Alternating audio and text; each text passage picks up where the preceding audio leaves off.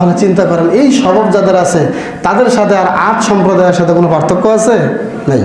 এরকম মনে করা যাবে না। এরপর আরেকটি কারণ ছিল তাদের ধ্বংস হওয়ার, আল্লাহর গজব আসার, সেটি হলো তারা অহেতুক কিছু প্রাসাদ তৈরি করত এবং ভাবত যে সেখানে তারা চিরকাল বসবাস করবে। আরেকটি কারণ ছিল তারা দুর্বলদের উপরে অন্যায়ভাবে অত্যাচার করত।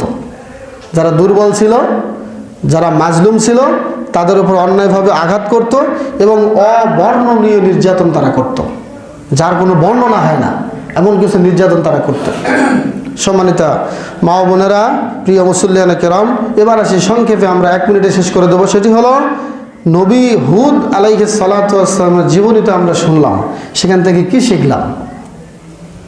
1 নম্বর শিক্ষা হলো নিয়ামত পেলে লাফালাফি না করে সুযোগটা কাজে লাগায় আল্লাহ শুকরিয়া আদায় করা।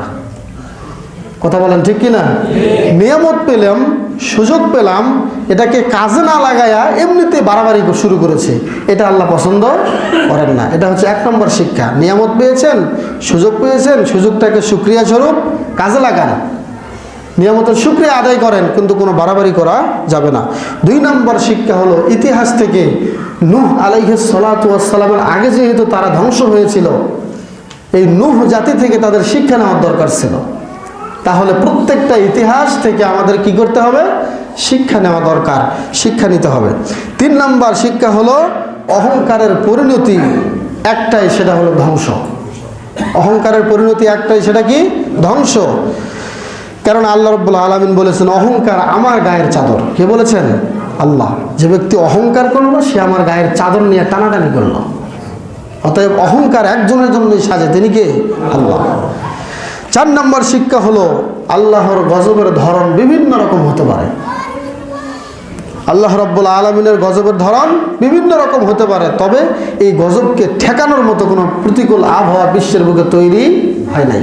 কোনো বৈজ্ঞানিক বলেন, কোনো পরাশক্তি বলেন, কেউ যত কিছুই শক্তিশালী হোক না কেন, আল্লাহ রাব্বুল আলামিন যে গজব দিবেন, এই গজব, এই আযাব রক্ষা করার মতো, প্রতিবন্ধক সৃষ্টি করার মতো কোনো শক্তি পৃথিবীর বুকে জন্ম নেয় নাই। এটা আকীদা রাখতে হবে। আল্লাহ যে সকল ক্ষমতার উৎস, এটা আমাদের বিশ্বাস আছে নাকি নাই? আছে। কিন্তু জনগণ কি সকল ক্ষমতার উৎস?